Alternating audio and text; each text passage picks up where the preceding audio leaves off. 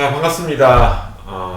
오늘도 유튜브 촬영을 하고 있는 정인의박 이재현입니다.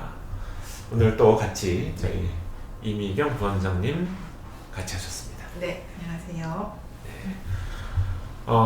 그래서 5월 달에 좀 많은 분들이 다 다녀가셔서 좀 힘든 날들이 좀 많았고, 그래서 지금 병원을 방문해 주시는 분들을 다 소화하기에는 너무 공간도 좁고 치료실도 너무 좁고, 그래서 제가 너무 안타까운 게 토요일 같은 경우에는 막 서서 기다리세요. 네, 맞아요. 앉을 데가 없어서.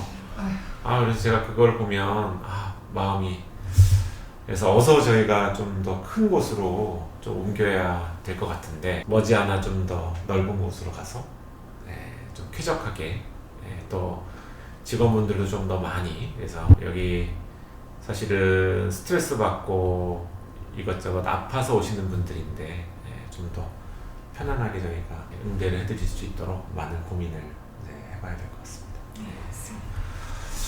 오늘 어떤 내용에 대해서 이야기할까 좀 생각을 하다가 어떤 분이 이제 이런 질문을 하시더라고요. 그래서 왜 내가 ADHD가 생겼나요?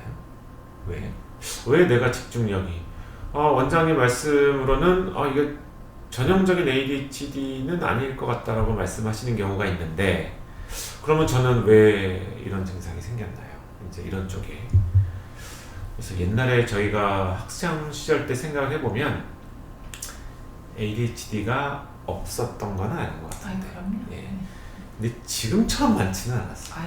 그렇죠. 그렇죠. 네, 맞아요. 지금처럼 많지는 않았고요. 그래서 그거를 제가 가만히 생각을 해보면, 어쨌든 뇌에 대해서 좀 공부를 했으니까 저는 좀 교육의 문제다라고 생각을 그리고 좀 민감한 내용이라 이런 천기누설을 하면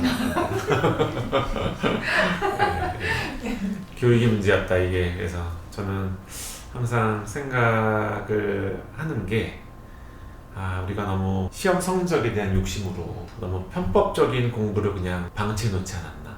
그래서 사실은 내가 뭔가를 알고 있는 거를 테스트해 보는 게 시험인데, 지금은 아는 거와 관계없이 많이 이제, 왜 제가 이과대학 다닐 때도 왜 별명이 제록스라고 하는 친구가 있었어요.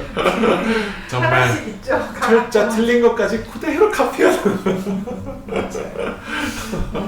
그래서 그 친구의 어떤 능력이 굉장히 경이로웠는데, 그 친구는 이렇게 사진 찍듯이 이렇게 딱 보면은 그게 이제 머릿속에 이미지가 다 기억이 난대요.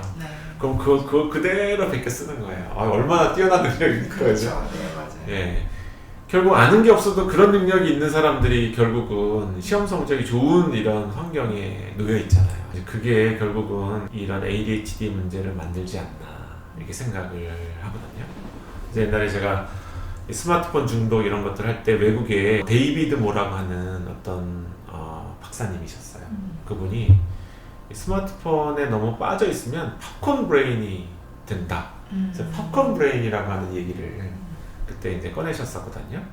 그래서 그게 뭐냐 하면 백그라운드가 되는 어떤 이해나 지식이나 이런 건 없어요. 근데 어떤 내용이 팝콘이 튀어오르듯이 이게 어떤 개념이나 이런 게 막 튀어오르는. 근데 그거에 대해서 깊이 들어가면 아무것도 몰라요. 그냥 이제 기억한 게 이제 머릿속에 이게 떠돌고 있는.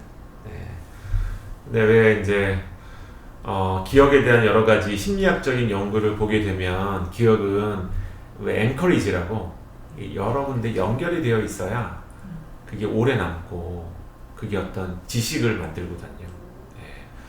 근데 이게 팝콘 브레인이 되게 되면 이 지식이라는 건 없는 거죠. 그러니까 이런 현상이 생기는 거예요. 어떤 내용에 대해서 이 사람이 알고 있는지를 이야기를 해보면 이 원리나 논리나 이런 거에 대한 이해는 아무것도 없어요. 근데 내가 사용하는 단어는 그 사람이 어디서 들어본 적이 있대.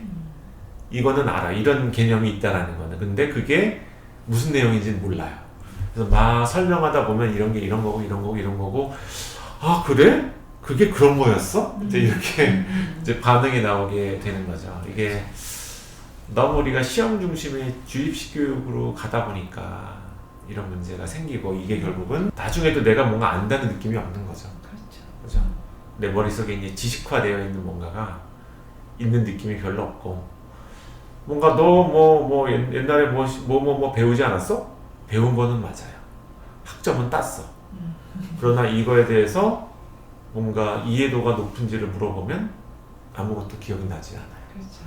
그러니까 이제 이런 게 자꾸만 이제 ADHD 비슷한 상황을 만드는 사실은 그런 게 저희 때 그런 게 시작이 됐던 것 같아요.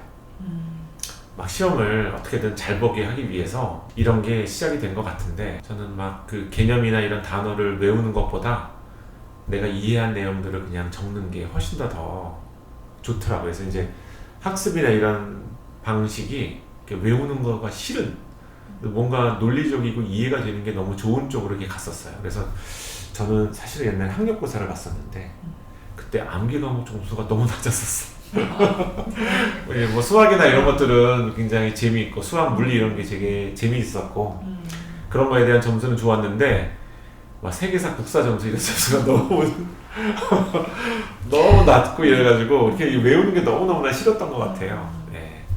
근데 이제 그렇게 너무 암기하고 외우고 그걸 이해하지 못하고 이런 식으로 접근을 하게 되면 점점 뇌의 사고방식이나 이런 게 그렇게 좀 어려워지고 팝콘 브레인 비슷하게 어떤 개념은 이제 머릿속에 팝콘 알이 터지듯이 뭔가에 대해서 알지만 전체적인 윤곽이나 이런 것들에 대한 전체적인 이걸 응용해서 문제 해결할 수 있는 능력은 부족해집니다. 그렇죠. 예, 이런 게 이제 ADHD 상태가 아닌가 이렇게 생각이 되거든요.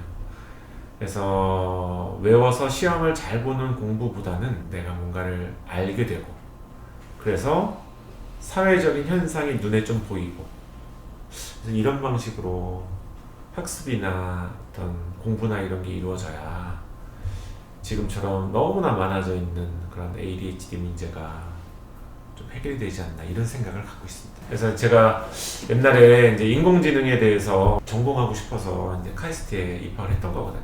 근데 요즘 보니까 그 인공지능과 관련돼서 학습 개념이 많이 얘기가 나오고 있는 것 같아요. 그래서 학습에는 크게 두 가지 학습이 있는데 하나는 영어로 이제 supervised learning, non-supervised learning 이렇게 이제 이야기를 해야 돼요. 지도 학습, 선생님이 있는 학습 방법, 선생님이 없는 학습 방법 이렇게 이제 나눠지게 되는데 뇌가 만들어질 때 이제 이게 네트워크들이 만들어지게 될 텐데 이게 처음에는 선생님이 없는 학습이 먼저 이루어져야 돼요. 선생님이 없는 학습. 그러니까 예를 들면은 내가 먹을 게 어떤 거는 이 노란 껍질에 뭐 이렇게 좀 말랑말랑한 어떤 게 있고 어떤 거는 이렇게 뭐 어떤 알들이 막 달려 있는 이런 먹을 것도 있고 먹을 거에는 이런 것도 있고 이런 것도 있네. 이런 거에 대한 걸 미리 알아야 되는 거죠.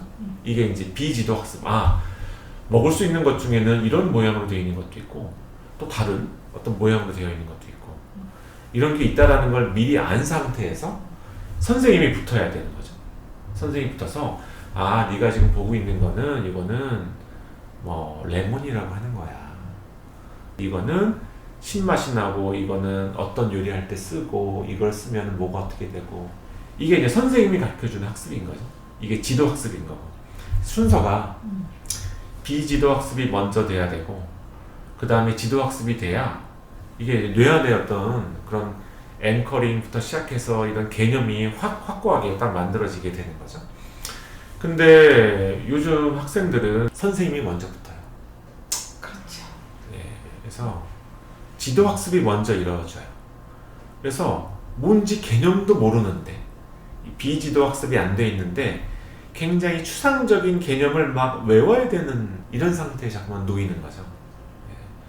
이렇게 되게 되면 이거는 정말 공중에 떠 있는 지식. 그래서 우연히 그게 기억이 나서 그거에 대해서 기억을 해낼 수 있지만 이게 과연 무슨 의미고 어디에 이용할 수 있고 이게 왜 필요하고 이런 거에 대해서는 알지 못하는 상태가 되는 거죠. 그래서 순서가 뇌가 만들어질 때도 이 하이어라키라고 하는 게 계층이라는 게 존재하게 되는데 계층에서 가장 밑단계는 비지도 학습이 먼저 이루어져야 되는 거고요. 이런 것들에 대해서 나중에 선생님이 학습을 해야 이게 딱 뭔가 체계화가 되게 되는데 이게 순서가 바뀌어버리게 되면 이런 문제가 생기는 거죠. 그래서 이제 저도 많이 좀 안타까웠던 게 옛날에 봤던 친구들 중에 뭐 아버지가 굉장히 수학적으로 유명한 이런 분이세요. 근데 아이를 너무 조기 학습을 시킨 거예요. 야, 너는 아빠 이거 잘했으니까 너 이거 잘해야 돼. 그래서 수학 뭐 이런 거를 너무 조기 학습 시키니까 아이가 이거에 대해서 이해가 안 가니까 다 외우는 거예요. 그러니까 공부가 너무너무나 이게 어렵고 힘든 거죠. 그러니까 결국은 이제 수학 포기를 해버리는 거죠.